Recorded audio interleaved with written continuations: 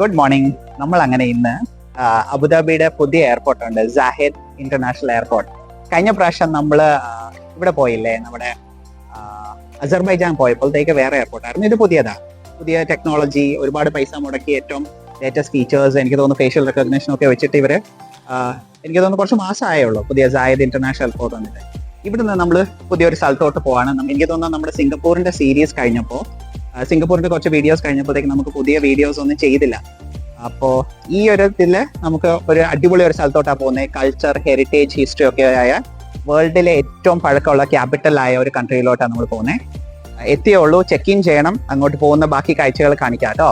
Airport മൊത്തം മാറ്റി കേട്ടോ, പുതിയൊരു കാണാൻ നല്ലൊരു അടിപൊളിയാക്കി, കാണാൻ ഭയങ്കര ഭംഗിയാണ് പഴയ എയർപോർട്ട് വെച്ച് നോക്കുമ്പോൾ. Sahid international airport. ഇപ്പം ഞങ്ങൾ ലോഞ്ച് തപ്പുക, ലോഞ്ചിൽ പോയിട്ട് എന്തെങ്കിലും പേൾ ലോഞ്ചിലാണ് ആക്സസ് ഉള്ളത്. അപ്പോൾ പേൾ ലോഞ്ചിൽ നിന്ന് എന്തെങ്കിലും ഫുഡ് കഴിച്ചിട്ട് വേണം നമുക്ക് ബോർഡിംഗ് ഗേറ്റിലോട്ട് പോകാൻ. 1 hour ടൈമുണ്ട്. അപ്പോൾ ലോഞ്ചിൽ കയറിയിട്ട് എന്തൊക്കെയാണ് നമുക്ക് അവൈലബിൾ ആയിട്ടുള്ള ഫുഡ് ഓപ്ഷൻസ് നോക്കാമേ. അങ്ങ് പേൾ ലോഞ്ചിലോട്ട് ആക്സസ് കിട്ടി. ഇവിടെ നമ്മുടെ ചില കാർഡ്സ് ഉണ്ട്. എൻ്റെ അത് മാസ്റ്റർ കാർഡ് അലൗ ചെയ്യുന്നത് അബുദാബിയും ദുബായിലെ ഓൾമോസ്റ്റ് എല്ലാ ടെർമിനൽസിലും എനിക്ക് ആക്സസ് ഉണ്ട്. അപ്പോൾ ഇവിടെ നമുക്ക് അൺലിമിറ്റഡ് ഫുഡും കുടിക്കാനൊക്കെ കിട്ടും. ഒരു സീറ്റ് ഒന്ന് തപ്പണം, എന്തെങ്കിലും വന്നിട്ട് ഇരുന്ന് കഴിക്കണം. അത്യാവശ്യം തിരക്കാണ് രാവിലെ ആയാലും.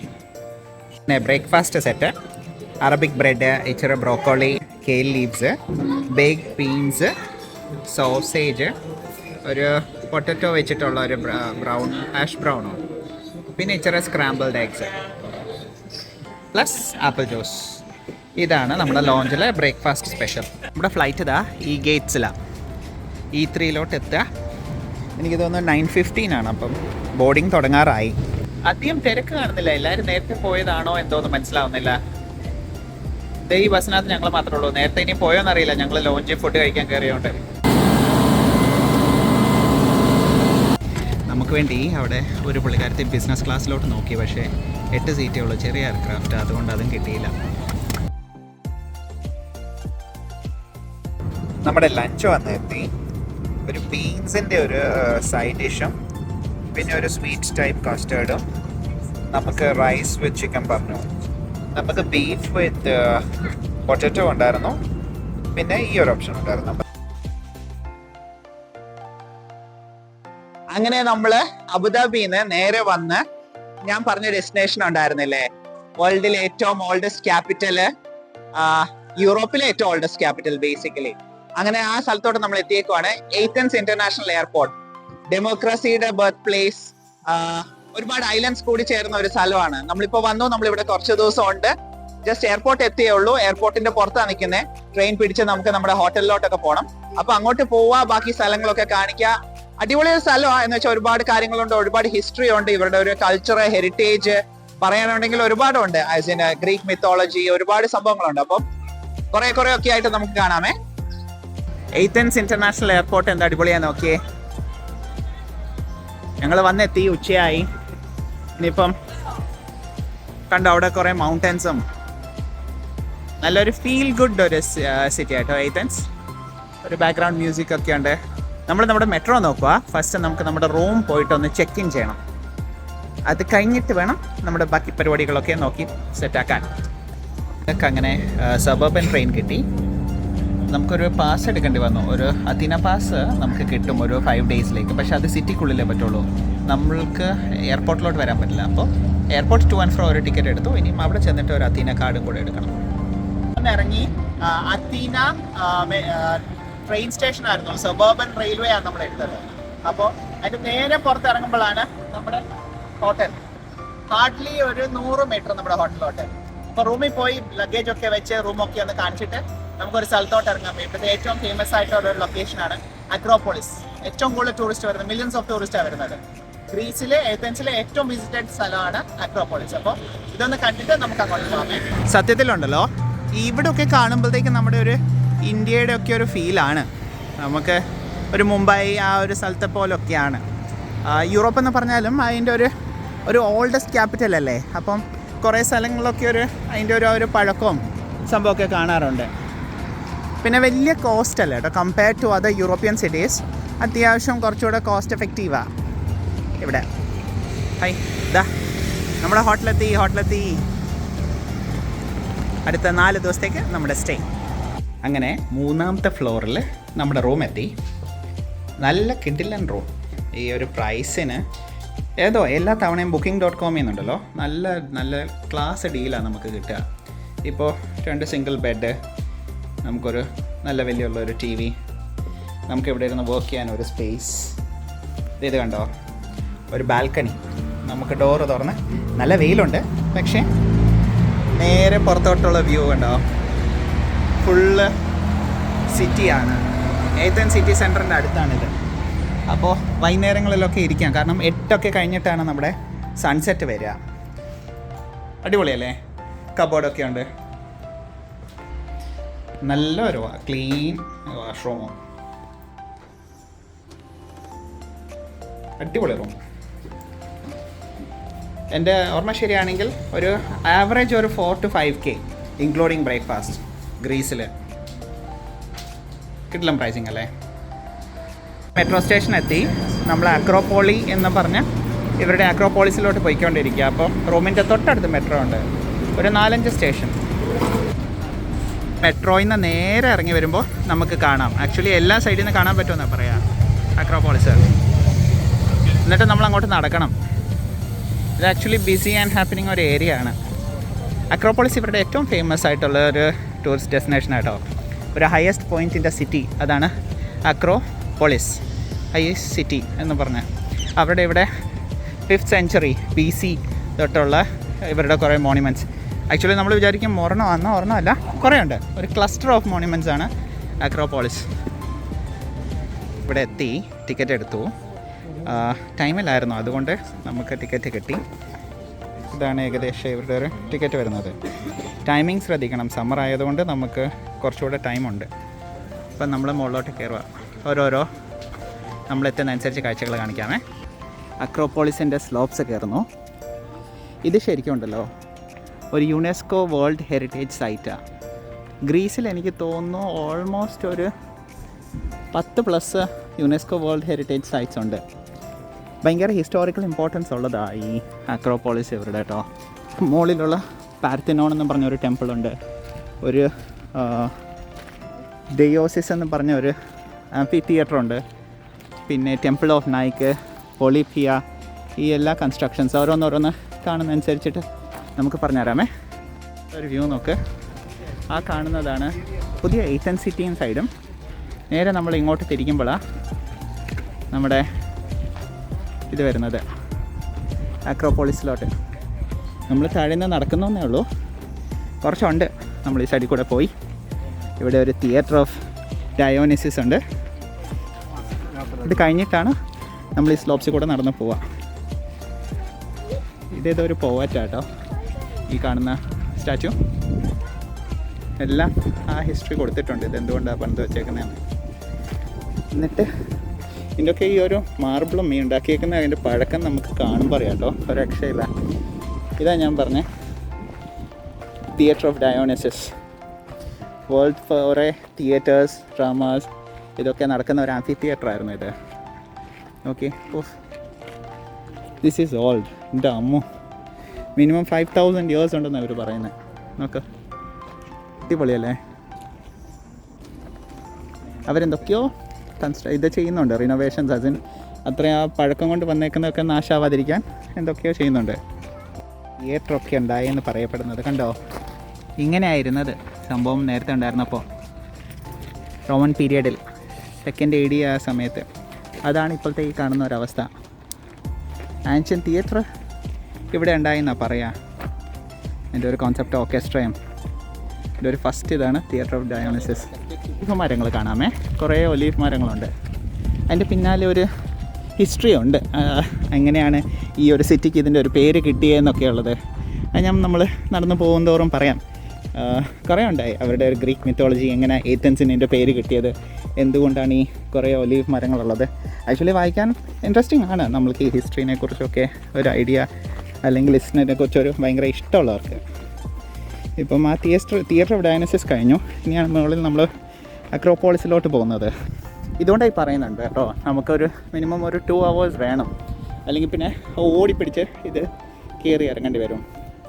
ഇത് ഓരോ സ്ഥലത്ത് നിന്ന് ഇതിൻ്റെ ഒരു ആർക്കിടെക്ചറും ഇതിൻ്റെ ഒരു പഴക്കവും അതുകൊണ്ട് അതൊക്കെ ഒരു വലിയ മരമാണ്. അയ്യോ അണയ്ക്കുന്നു. അവിടെയൊക്കെ കാണുന്നുണ്ട് ആ ഒരു 2 പില്ലേഴ്സ് പോലെ. അമ്പോ അടിപൊളിയാട്ടോ. This place is amazing. നമ്മുടെ കൂടെ ഒരു മച്ചാനുണ്ടായിരുന്നു. താഴെ കൂടെ നടന്ന് ആസ്വദിച്ച് വരിക. എന്ത് പറ്റി ചേടി? ചരിത്രം വായിക്കായിരുന്നു അല്ലേ? വരിക. ഇതാണ് കേട്ടോ സ്റ്റോ ഓഫ് ഹ്യൂമനിസ്.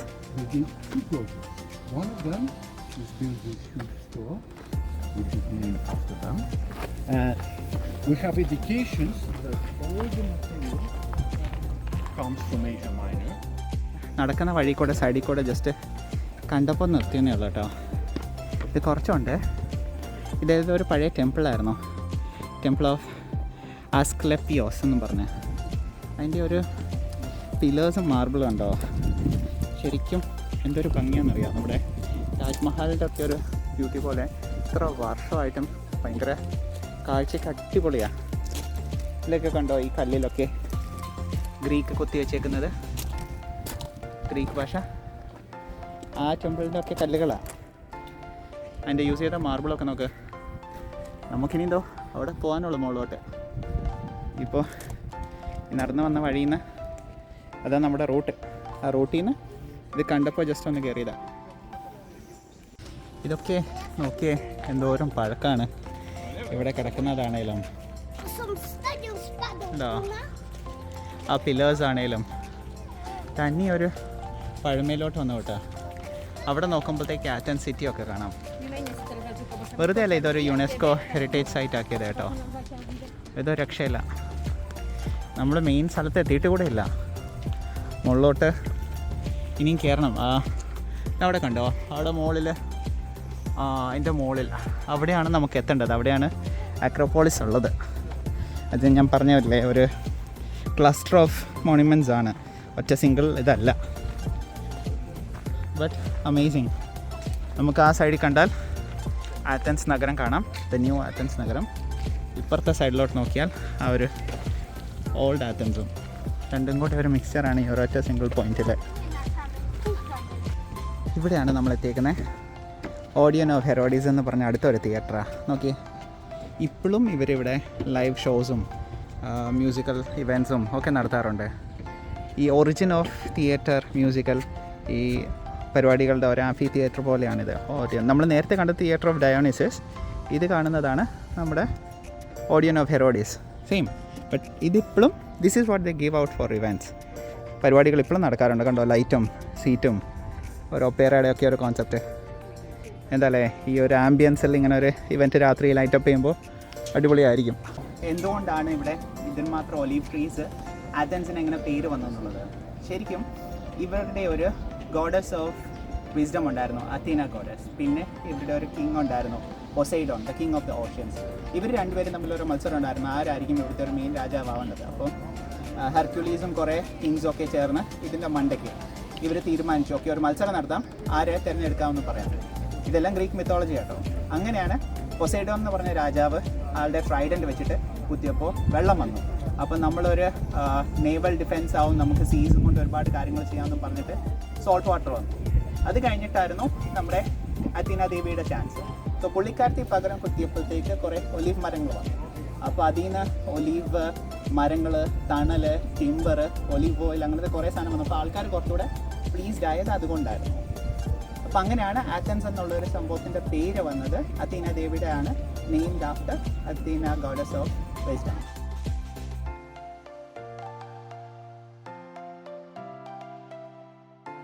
അങ്ങനെ നമ്മൾ വന്ന് ഇവിടുത്തെ പ്രൊളിപ്പിയ എന്ന് പറഞ്ഞാൽ ബേസിക്കലി ഇവരുടെ ഒരു എൻട്രൻസ് ആയിട്ടോ. ഈ എൻട്രൻസിൽ നിന്നാണ് അക്രോപോളിസിൻ്റെ ഒരു ഉള്ളിലോട്ട് ആ മോണ്യുമെൻറ്റ്സിലോട്ട് പോവാം, പ്രൊളിപ്പിയ. പിന്നെ ഇതിൻ്റെ എവിടെയോ ഒരു സൈഡിൽ അതേതോ ഒരു അത്തീന ടെമ്പിൾ ഓഫ് നൈക്ക് എന്ന് പറഞ്ഞാൽ ഗ്രീക്കിൽ വിജയെന്നോ എങ്ങണ്ട ആ ഒരു ചെറുത്.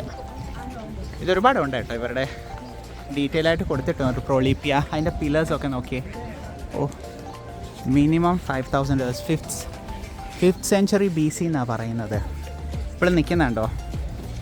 ശരിക്കും കാലപ്പഴക്കം കൊണ്ട് അതിന് എറോഷൻ, ആസിഡ് റെയിൻസ് അങ്ങനത്തെ സാധനം കൊണ്ട് അതിൻ്റെ ഒരു ഏജ് വന്നിട്ടുണ്ട്. അതിനെ കൗണ്ടർ ചെയ്യാനുള്ള കുറച്ച് മെഷേഴ്സും ബാക്കിയൊക്കെ അതുപോലെ തന്നെ അവർ പ്രിസർവ് ചെയ്ത് വെച്ചേക്കുന്നതാണ്. നോക്കി, ഒരു ഇങ്ങനെ എക്സ്പ്രസ് ചെയ്യണമെന്ന് പോലും അറിയില്ല കേട്ടോ. നമ്മൾ ഈ പഴയ ഒരു സാധനത്തിലോട്ടൊക്കെ കയറി വാക്കിംഗ് ഇൻ ടു ഹിസ്റ്ററി, ഇവരുടെ ഒരു ഹെറിറ്റേജ് കൾച്ചറും. This is a place that is visited by millions of visitors every year, Acropolis of Athens.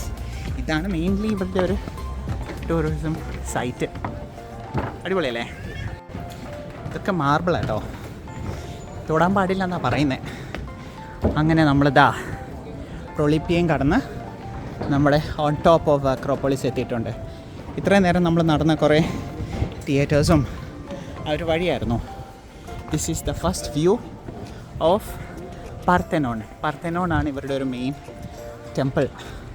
ഇതിൻ്റെ മുകളിലുള്ള ഏറ്റവും മെയിനായിട്ടുള്ള ഒരു monument. This whole place is UNESCO protected ആയിട്ടുള്ള ഒരു ഏരിയ ആണ്. This is the Parthenon temple on top of Acropolis of Athens. അടിപൊളിയല്ലേ?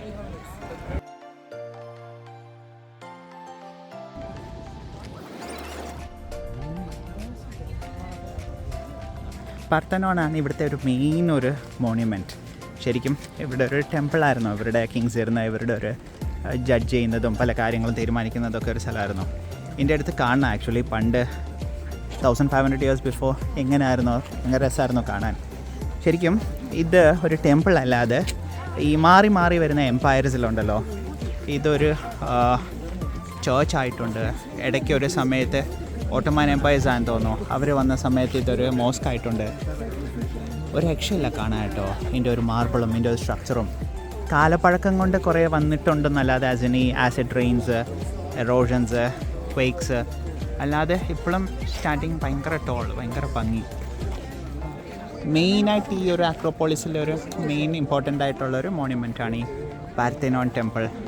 Athena ഗോഡസിൻ്റെ main ടെമ്പിളാണ് പാർത്തനോൺ എന്നാണ് ഗ്രീക്ക് മിത്തോളജി പ്രകാരം പറയപ്പെടുക. എന്താ അടിപൊളിയല്ലേ?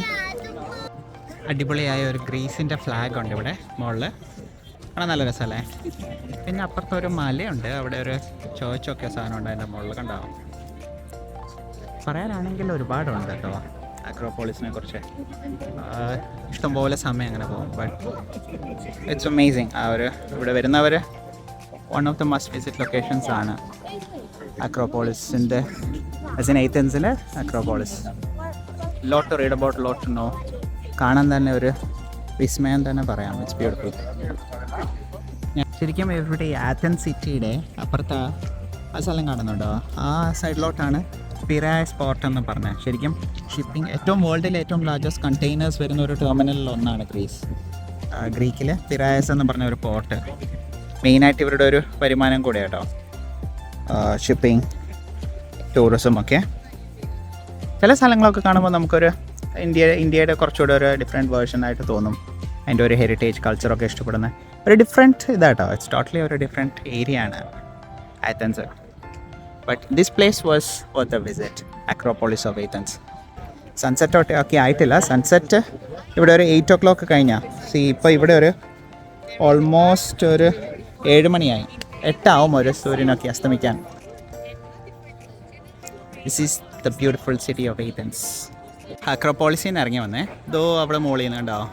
അവിടെ നിന്ന് ഇറങ്ങി വന്നപ്പോഴത്തേക്ക് റോമൻ നഗോറ എന്ന് പറഞ്ഞ ആർക്കിയോളജിക്കൽ സൈറ്റുണ്ട്. റോമൻ എംപയറിൻ്റെ എന്തൊക്കെയോ സെയിം, എല്ലാം ഈ പില്ലേഴ്സ് കുറേ സാധനങ്ങളൊക്കെയാണ്. പിന്നെ ഇതിൻ്റെ ഉള്ളിൽ കയറുന്നില്ല, അത്രമാത്രം ഒന്നുമില്ല. 8 euro ആണ് മെയിനായിട്ടുണ്ടായിരുന്നത്. നമ്മൾ പോയിട്ട് ഇറങ്ങി വന്നതും ആ അക്രോപോളിസിൻ്റെ സൈറ്റിൽ നിന്നായിരുന്നു. അവിടെ നിന്ന് നമ്മൾ ഇറങ്ങി വന്നു. ഇവിടെയാണ് കാണുന്നത് കണ്ടോ, മാഗ്നറ്റിന് 1 euro. മുകളിൽ കണ്ടപ്പോൾ 2. അത് പോകുന്നതോറും കുറച്ചുകൂടെ ഒരു റേറ്റ് കുറയുമെന്നാണ് ഞങ്ങൾ മനസ്സിലാക്കിയേക്കുന്നത്. നമ്മൾ വരുന്ന വഴിക്കുള്ള അടുത്തൊരു ലൊക്കേഷനാണ് ഹാഡ്രിയൻസ് ലൈബ്രറി. എല്ലാ ആർക്കിയോളജിക്കൽ സൈറ്റ്സാണ്. നമ്മൾ അവിടുന്ന് അക്രോപോളിസിൽ നിന്ന് ടിക്കറ്റ് എടുത്തപ്പോൾ ഇതെല്ലാം കാണുന്ന ഒരു പാക്കേജ് ഉണ്ട്. അല്ലെങ്കിൽ അക്രോപോളിസും അവിടുത്തെ ആ 2 തിയേറ്റേഴ്സിൻ്റെ ഉണ്ട്. എല്ലാം കാണണമെങ്കിൽ നല്ല സമയം എടുക്കണം. ഇവിടെ കണ്ടോ ഫുള്ള് മാഗ്നറ്റ്സ്, ഫ്രിഡ്ജ് മാഗ്നറ്റ്സ്, കുറേ സുവനിയേഴ്സ്. ഞാൻ ഇങ്ങോട്ട് വന്നപ്പോഴത്തേക്ക് ഇവിടെ ഒരു ഓൾഡ് ചേർച്ച് ഉണ്ട്, ഒരു പഴയ ഒരു കത്തീഡ്രലാണ് ഇതാ കാണുന്നത്. ഇപ്പുറത്തെല്ലാം ബാക്കി ഫുഡ് ഐറ്റംസ്. പിന്നെ നമ്മുടെ ഒരു മെട്രോ ഉണ്ട്, ആ മെട്രോ ആണ് ആ കാണുന്നത്. ഇതാ അതാണ് മെട്രോ. അഗോറ ഫ്ലീ മാർക്കറ്റിൽ കൂടെ ഞങ്ങൾ നടന്നുകൊണ്ടിരിക്കുക. ഇവിടുന്ന് എന്തെങ്കിലുമൊക്കെ കഴിച്ചിട്ട് നേരെ റൂമിൽ പോകണം. ഇന്നലെ മൊത്തം യാത്രയായിരുന്നല്ലോ, അബുദാബി ഇങ്ങോട്ട് വരാൻ ഉറങ്ങിയിട്ടില്ല ശരിക്കും. അതുകൊണ്ട് ഇച്ചിരി അങ്ങ് നോക്കി എന്തൊക്കെയാണെന്ന് നോക്കിയിട്ട് വൈൻഡപ്പ് ചെയ്യും. അങ്ങനെ ഇന്നത്തെ വീഡിയോ നമ്മൾ എൻഡ് ചെയ്യുകയാണ്. അക്രോപോളിസൊക്കെ കണ്ടു, നമ്മൾ യാത്ര ചെയ്ത് ഇവിടെ എത്തി. ബാക്കി കുറച്ച് ദിവസം തിരക്കുണ്ട്, അതെല്ലാം ഒന്ന് കറക്കി കഴിഞ്ഞിട്ട് നമുക്ക് ബാക്കി വീഡിയോസ് നാളെ കാണാമേ.